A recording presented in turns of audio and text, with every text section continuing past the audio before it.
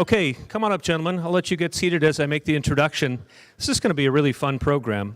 Naveed Jamali is an American expert on national security and also a former FBI operative. He is the author of How to Catch a Russian Spy, an autobiographical account of working as a double agent for the FBI against the Russian military intelligence community. After getting to play the role of a real James Bond in life, Naveed accepted a commission in the U.S. Navy, where he continues to serve as a reserve intelligence officer with the Office of Naval Intelligence. KIRO News Radio's Dave Ross, you all know Dave very well, will speak with Naveed about the past, present, and future of U.S. relations with Russia. Please give Dave and Naveed a warm Rotary welcome. Thank you very much. First, the story of how you became a double agent. Your parents were operating a bookstore which specialized in technical books, and one day this Russian walks in. So to follow up with what Don said, it's actually a humorous story. There are a few jokes in here. As you mentioned, my parents ran a small defense contracting firm. In 1988, a man walked into their office in Columbus Circle. There was a knock on the door. A man walked in wearing a trench coat and said, "I'd like to buy some books." So my father said, "Sure, what do you want to buy?" And he gave him a list of books that were technical, that someone who was an academic might be interested in. This gentleman presented himself as an attaché to the mission, the Soviet mission, to the United Nations. And with that, he left a list of books and was gone. My father said, "This is great. I just got someone who walked into my office and wants to do business with us. I don't have to do anything." Went back to work, and 10 minutes later, there's another knock on the door, and this time it's two other gentlemen who are dressed in trench coats saying, "We're FBI agents, and the man who just came here was a Soviet intelligence officer. What did he want?" My dad said he just wanted to buy some books. And with that, the FBI said, "Well, get him his books, and if he shows up, we'll be in touch." Incredibly, that started a 20-year relationship with the Soviets, the Russians, and the FBI, and then myself and the FBI and the Russians. You loved this. This is did. what you lucked into your dream job because you'd always wanted to be an FBI agent? No, what I wanted to do was join the military. And after September 11th, I decided to leave Harvard. I was working there and tried to join the Navy. And I guess the standards are a little higher than I am, and I didn't get in the first round. So I thought that I would reapply, and I had this great salt-of-the-earth Portuguese recruiter who said to me, "You know, Naveed, if you want to do this, try again, but you just have to show some growth in your follow-on package." And I came up with this harebrained idea that perhaps I could get some experience by helping the FBI with the Russians. So I literally walked into the FBI office and said, "Will you help me with a letter of recommendation?" And I was looking at this as almost a summer internship as a way to pad my application to the Navy. Right. So you milked this relationship for all it was worth, didn't you? Here's the question that I think most people want to know. When you started this relationship with the Russian agent, they paid you, right? How much do they pay? How much does Russia pay? Not well, I can tell you that. I think Jared Kushner would probably be disappointed. So it's you know, if anyone has ever negotiated for business, the thing with the Russians, I'll give you a little story, and this is absolutely true. We came up, one of the toughest things when you're doing this is, what do you charge for treason? I mean, there's no how-to guide or FAQ. There's no price list? No, there's no price list. So sitting down with the FBI, they would say to me always, "Well, what do you think you should charge?" And I said, "I don't know." So we came up with a figure of $25,000 a month to charge the Russians. $25,000 which they didn't a pay, month? mind you. That was the starting bid. So I went in and I met with Oleg Kulikov, who was a captain, a GRU senior case officer. And he'd meet with me for these interrogations. And we're sitting down and I say, "You know, this is what I want." And he says, "Well, how about 3? And I say, "No, 25. He says, "Well, okay, well, how about 5? "No, 25.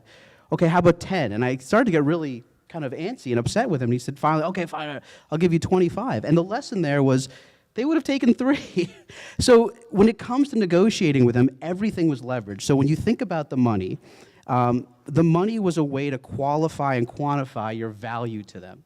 And giving in to you on any point, whether it was where you sat, who shook hands first, who left the table first, these were all points that establish one's dominance. So every nuance was carefully crafted. So to answer your question directly, it was something in the neighborhood of $100,000 and over 3+ years, mind you, which I diligently reported on my taxes as consulting fee. Oh, so you kept it? I did. So I did, and because it was legal. Because the FBI was paying you too. No. They So were not. the best part about this that I'm so proud of is that what the Russians would do is they would pay me in cash, of course. There's no traveler's checks or checks, and I would diligently turn it over to the FBI. The FBI, in turn, would then take the money and meet me a few days later with the exact same amount of money back. So, in essence, the Russians were funding the operation against themselves, which was great. So, not only were we cost recoverable, we were completely, it was like a great ROI curve. Oh, that's so embarrassing. Does Putin know this? I like to think he does, but I somehow don't think I've made it on his radar. Okay, what they want to know? So interestingly, a lot of people think, is it about the information? And the reality is what Russia and intelligence services do is they're interested in the people. They want to collect people. So Oleg, this is my Russian case officer, saw my application to the Navy, saw my desire to help them as someone who was worth investing and someone who potentially would have a greater payoff. So along the way, you had to seed the relationship by giving them stuff. But really, the major throughput for them clearly was once I got to a certain point, and this is a long game. They weren't looking for something to happen in a month. They're thinking, again, mind you, they've been coming to my parents' office since 1988. This is 2005. They're looking at this a 10, 15, 20-year relationship. And what did they want? They wanted me, I guess. I mean, They just wanted you. That's right. So they weren't after the information you were. Well, we gave them information. One of the hardest things was what information do you give them? And a lot of it. One of the things that people don't realize is that even open source meaning unclassified stuff that one can get readily easy, for the intelligence community to know that the Russians have an interest in this. So if they would come to us and say, we want a report on this type of radar or this type of metal, that is admitting that not only do they need it, but they very much want it. So it's admitting a deficiency. It means they don't have it. That's right. And to the intelligence community, that has a huge interest to them, because that small piece tells you quite a bit. So you were able to tell the FBI, essentially, they could infer where the Russian defensive systems were, or offensive that's systems. That's right. So since 1988, we were essentially telling the intelligence community what the Soviets and the Russians were interested in, where their collection efforts were focused. Yeah. So how are the Russians deficient? How are they? Well, what do they not have? Sense of humor. I think Don would be greatly disappointed. They really don't. They're professional. They're very, very professional. I don't think, as Americans, at least in this generation, a lot of people don't appreciate how much of a threat they are, how much of an ideology they have that sees America as their main adversary. And I see Oleg as an adversary. I saw him as a target, but he was very proficient. He was very dedicated. He was a patriot in his own right. They're very, very good. I mean, every time I met with the Russians, it was nothing short of an interrogation. So tell me how would the meeting go? How would they approach you? What would they say? Well, so we had this whole structure where they would, at the close of each meeting, they would give me a menu for these really terrible restaurants, and they'd say, "I'll call you at a certain point, and this is where we'll meet." So I would never know when, but I knew where, and that was a way, because this was all in New York, this was all in the United States. They were all they were convinced that they were being followed, night and day, and they weren't wrong. They were. That. They were, absolutely. So they didn't think, they had no inkling that you were working for the other side? I think they never really trust anyone. I mean, that's pretty clear, but I was such a pain in the butt to them that I think that at a certain point, you had to, some of the stuff that we did was so kind of off the wall that I think they'd never seen anything quite like this. So their calculus was that this doesn't seem like anything the FBI has ever done before, so it must be real. Huh. You sure that they weren't playing sort of a double cross by asking for information on stuff that they really did have, so that they would trick the FBI into thinking they didn't have it? This is exactly the calculus that you could drive yourself crazy. It's a crying of lots. I mean, you could go crazy trying to think about this. You just will never know. I mean, it's a chess game, with the exception that you don't see the board. You don't know what pieces are in play. Tell us about the big mistake you made. Well, there were a few, but I'll tell you. No, the big one. The where big you one. showed them something you weren't supposed to show them. So it's been. I'll just caveat this. It's been a real learning experience. You know, I concluded in 2008, 2009, and wrote this book, and been able to come on as an MSNBC analyst and a whole host of other things. And I've been able to connect actually with some of the former FBI folks that I worked for. So I've heard another part of the story. But what Dave is referring to is I'd convinced the FBI through this harebrained scheme that I could bring Oleg into a car with a wireless computer, and I could show him this defense system known as DTIC. DTIC was a system that had abstracts for every government-funded DARPA and military defense program. And I assured the FBI, it's fine, I can show him this, but there's no way that he's going to get anything off of it because it's my computer, and I won't give him anything. We didn't plan on one thing, that Oleg would show up with a thumb drive. So as I was thumbing through these files and showing him these things, Oleg says, "This file, can I have it?" And we prepared this, and I said, "Oh, I can't. I don't have any way to give it to you." And he goes, "Oh." Pulls in his pocket, pulls out a thumb drive, and he says, "Can you put it on this?" Now I had 2 seconds to make a decision. Do I give it to him? And if not, what would be the reason not to give him to him? So I said, yes, sure, I'll give it to him. And I put this file, it was on linguistics, the most benign, uninteresting, the equivalent of the math, I'm sure, lecture that was here. It was not of an interesting nature, but I gave it to him. And he was very excited, and he left, and I left, and the FBI was not happy. They gave me a warrant to search my computer. I learned later on that they were deciding whether to press charges against me because it had not been an authorized release of a document. So that split-second decision. So you can get yourself in trouble as a double agent. Pretty quick. Can't you? Yeah. To end the operation, they decided to arrest you. That's right. So tell us how that worked. So the humor element comes in. For whatever reason, I don't know if it says something about me, the Russians, or both of us, but they had a real fascination in setting meeting points at Hooters. So they kept choosing Hooters as the restaurant. This Hooters in Wayne, New Jersey. You can't make this stuff up. So for the last meeting, we're supposed to meet at another restaurant, and Oleg at the last minute says, "Why don't we go to Hooters?" Why not? So what I didn't know at the time is the FBI agents who were sitting in the restaurant waiting for us suddenly had to reposition and go to this other restaurant. And of course, they, being good government agents, got the food to go and got it in doggy bags and ran after me. So we go to Hooters, and we agree to do follow-on meetings. Oleg tells me he's leaving, but I'm going to have this great party, and there's a retirement account set up for me, and they can't wait to introduce me to everyone else. And we crossed the street, and I had decided the FBI that I'd give a signal. I told Oleg I had more NATOPS, which the Admiral, I'm sure, is familiar with. These are flight manuals for fighter planes. I had more NATOPS manuals in the trunk of my car. But I didn't. There was nothing there. So as he's opening the trunk and looking in, I take my hat off, and the FBI comes in and swarms in and arrests me. And Oleg, to his credit, after telling me how important I was having a retirement account, turned his back and never looked at me as I was getting put into the car.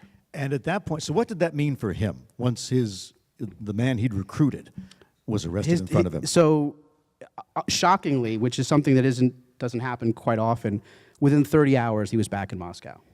So they put him on a plane right away.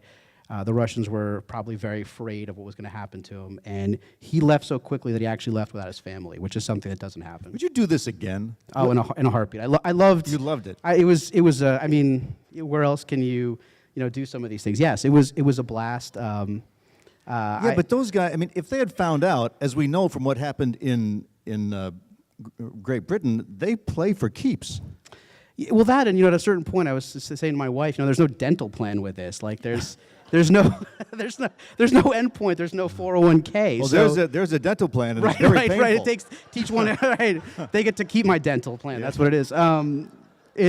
You're right, and but the operational part of it is incredibly exciting, and it really is. You're working against an individual, and to use that sense is. It's a really exhilarating thing. But look, seeing what's happening today and seeing the culture of the intelligence community, it's a dangerous thing to do these days. And you're right. I mean, the Russians do play for keeps, and they're very serious about it. We'll talk about what the Russians are after. But first, I want to ask you a little bit about your family. and they were immigrants. That's right. And their approach to patriotism.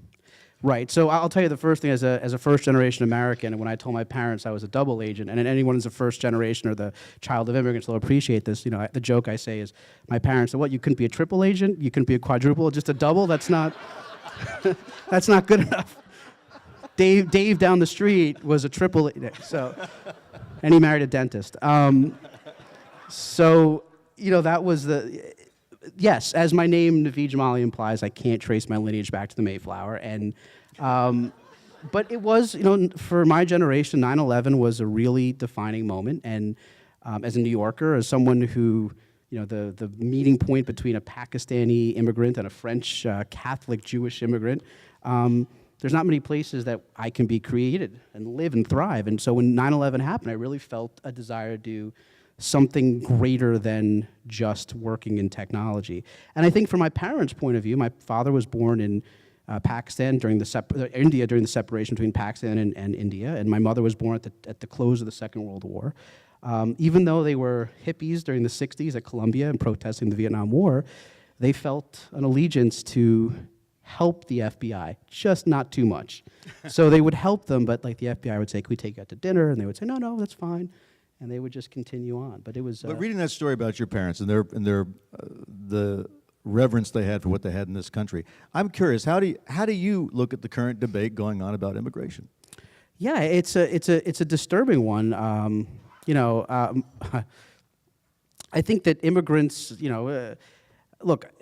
My parents were immigrants. I felt a real sense of patriotism. I have no roots in it, right? So my parents came here in their late 20s, early 30s.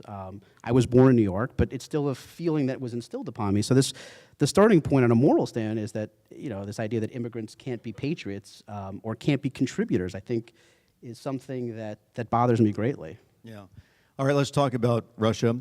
Innumerable investigations. I mean, it's just going on and on and on and on.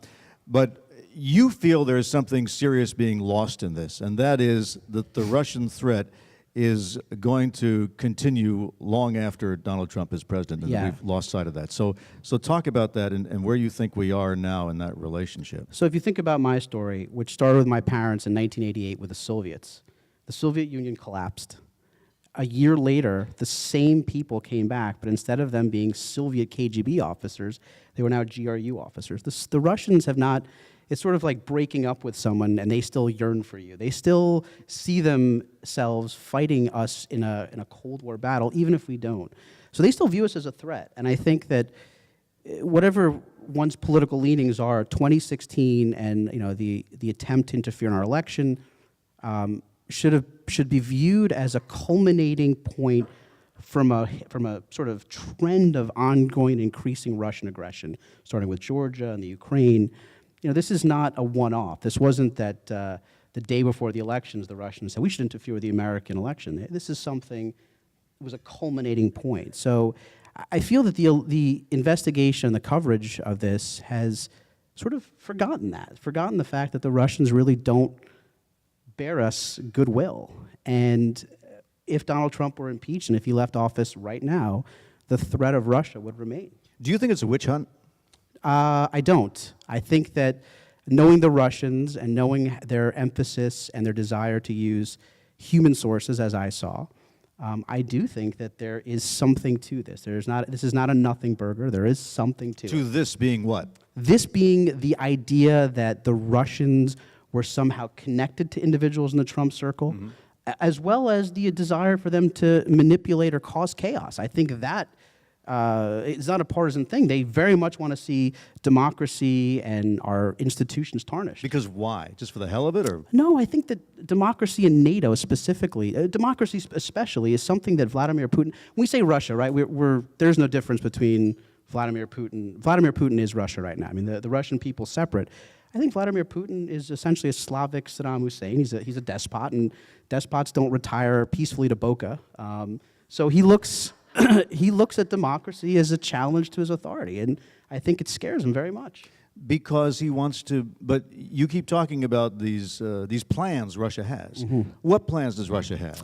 I think that you're seeing it in Syria, you see it in Georgia and Ukraine. I think that they want to restore some level of the Soviet greatness, and part of that means holding on to territory. It means being a global power and recognized as such. And as the 17th largest economy, I don't think they have that. So the easiest way is perhaps through force. Right. And you think then that they are trying to sow chaos in America so that we somehow either drop out of or undermine NATO, and then they will just march into the Baltics unchallenged? Yeah, I think that Estonia... He really thinks that? I think, it's this funny thing. We look at this and we say, that's crazy. But from the Russian perspective, they're strange. I mean, I dealt with Oleg, to give you an idea of how they think. Oleg, we have very similar to we have an Easy Pass system in New York, which is an automated toll. Oleg, when he would come to meet me, would take a route that would take him 5 to 10 miles out of the way, simply so he didn't have to pay the toll. Because for the Russians, paying the toll was giving money to the state, and giving money to the state was helping their adversary. That's how they think. So when you think of it in that small, nuanced, tiny point, it's not so crazy to think that they view NATO positioning at their doorstep as an aggressive move. He avoided the Easy Pass toll, but he paid you $100,000. That's right. I don't know if he won on that one. I'm pretty sure he didn't. So what should we do in response? What I found with the Russians in my small little viewpoint was that strength and aggression. I don't think we should be, looking to go to war, but we need to show some backbone, that they respond well when there are barriers put up. If we roll backwards, they're going to keep going until they see that natural pushback, which they haven't seen yet. Not pushing sanctions, not being more forceful, not saying more forceful messages. This is messaging that they see that gives them a green light to continue on aggression. But Trump would say, what's wrong with being friends? Why can't we be friends? It's much better to be friends than be enemies. I don't think Russia cares too much about Trump or any other American for that matter. I think, Donald Trump at best will be around for 8 years of his presidency.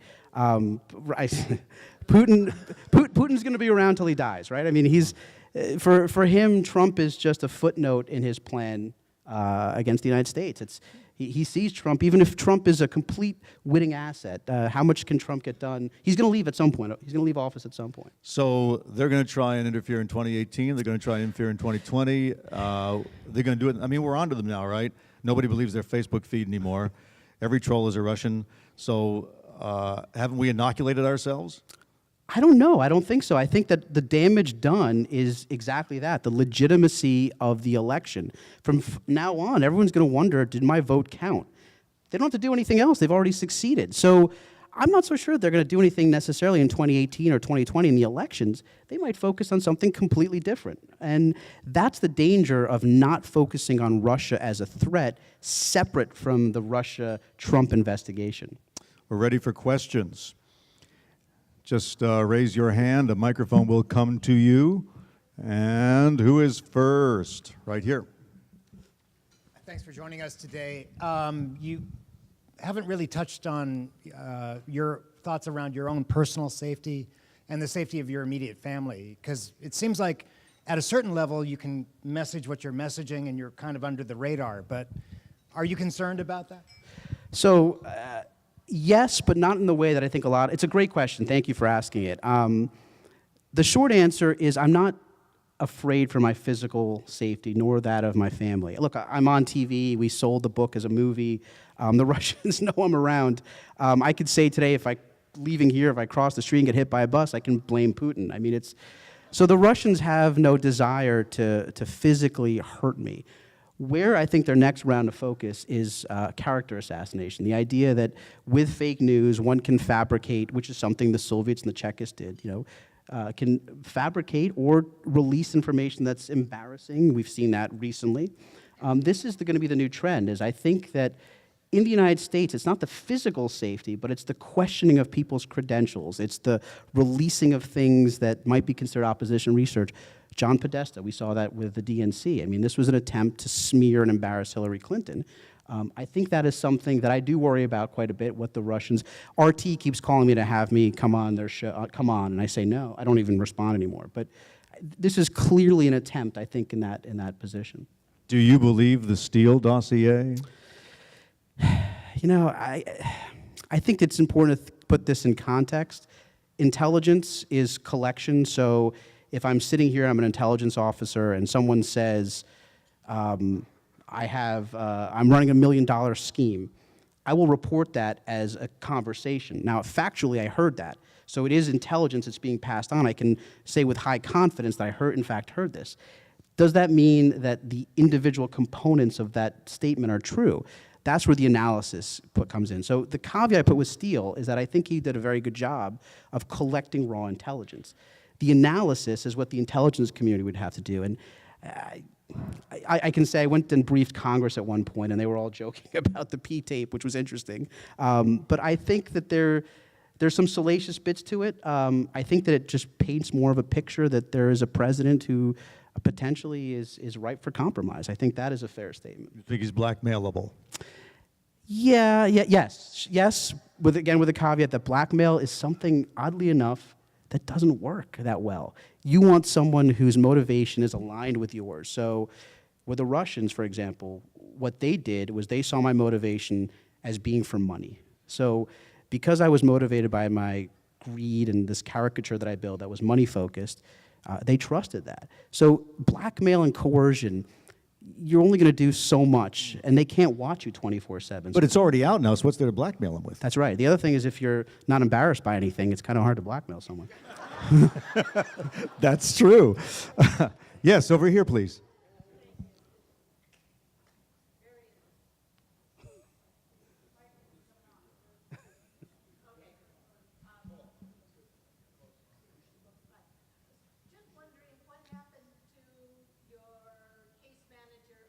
Oleg.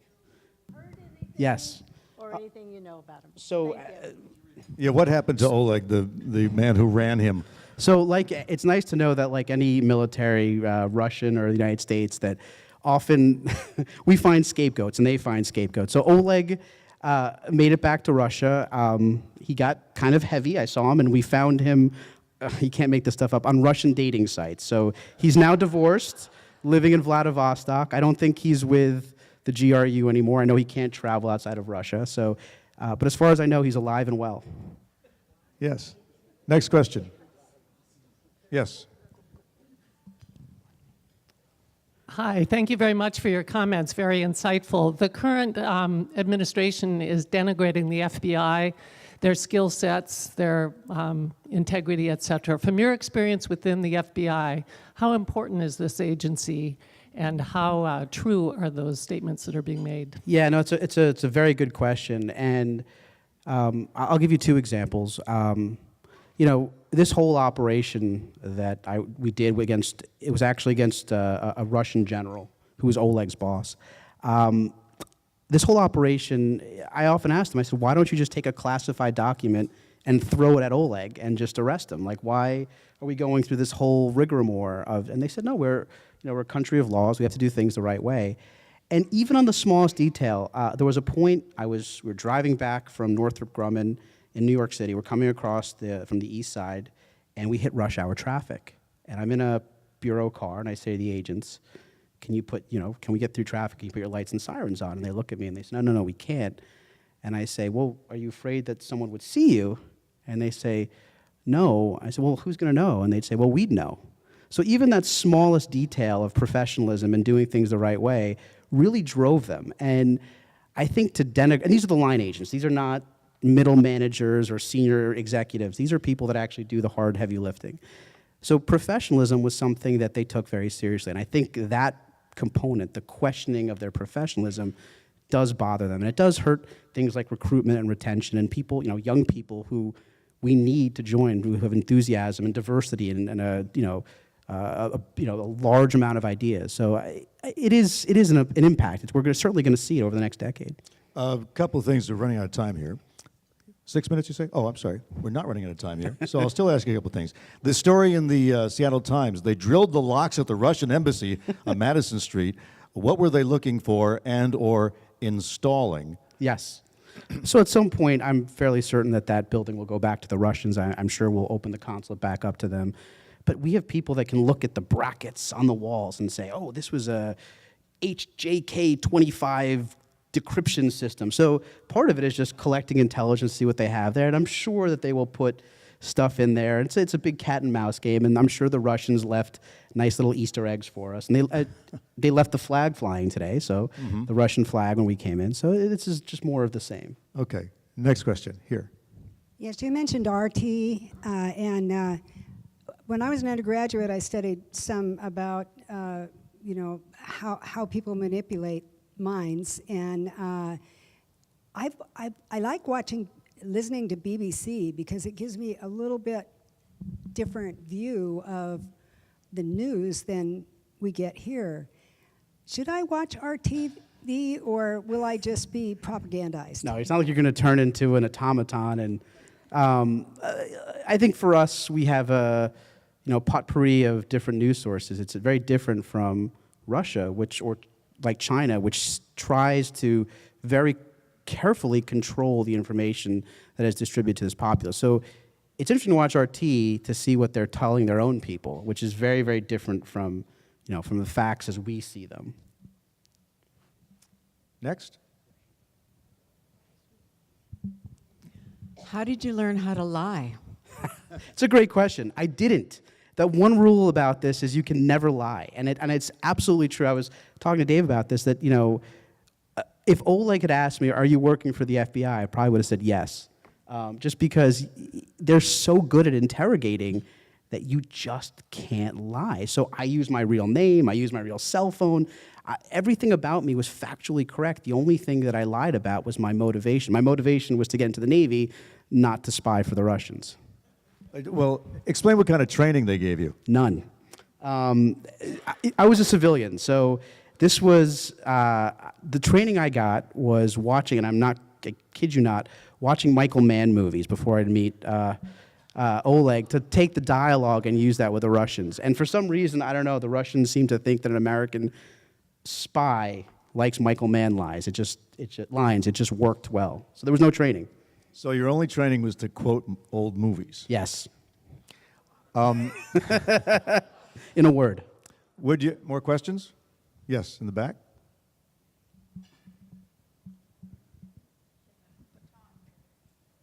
Thank you. Do you hear me? Yeah. It's fascinating for me. I was born and raised in Russia. So the question is, when I was a child and a young adult, I always heard Americans were enemies. During the perestroika, it was exactly the opposite. And I all the time heard Russians and Americans are very much alike. So when I came here, when I married my American husband, it's not exactly what it is.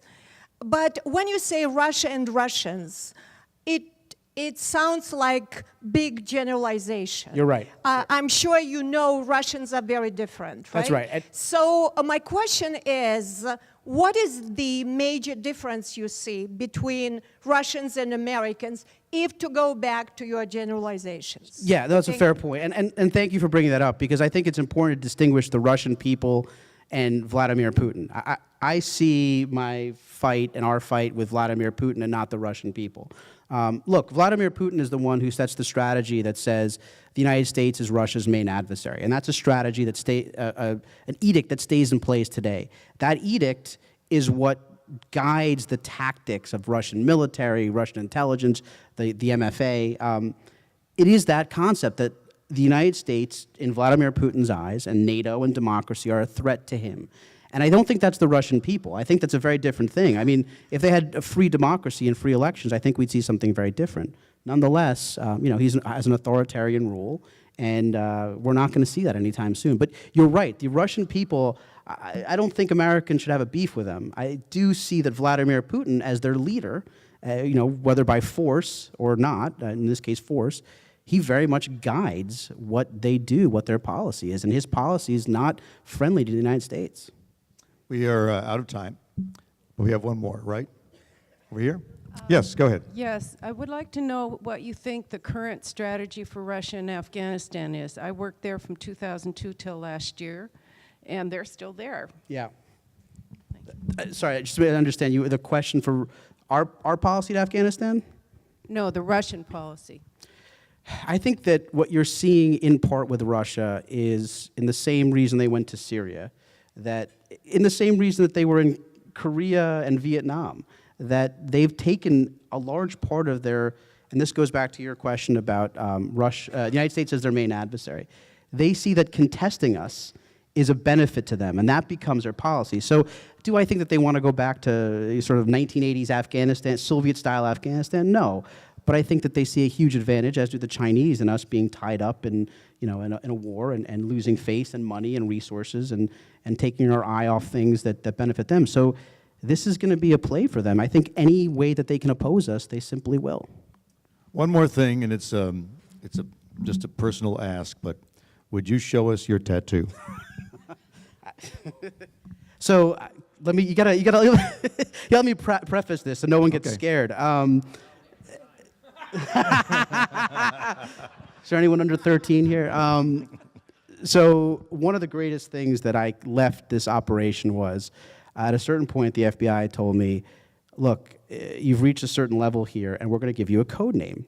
And so that code name, and I was really excited, is Green Kryptonite. And they're all excited about this. And of course, I had to give them a little bit of, of a nudge. And I said, what, you couldn't choose something more like macho, like, James Bond or Silver Surfer? And but I was pretty proud of it. And after 3 years of doing this, you sort of reach a point that, you go a little bit of some extreme. So I thought it would be smart to get my code name tattooed in Morse code on my forearm, which meant that when I met Oleg, I had to wear a lot of long shirts because I don't know what I was thinking. But yes, I will see if I can get off here. But it's the arm, don't worry. There it is. There it is. You can see it says in Morse code, Green Kryptonite, which I don't know if many of you are aware, but Morse code is the same in Russian as it is in English, so it wasn't. Yeah. I want to thank dit da for joining us today. Thank you. Thank you very much.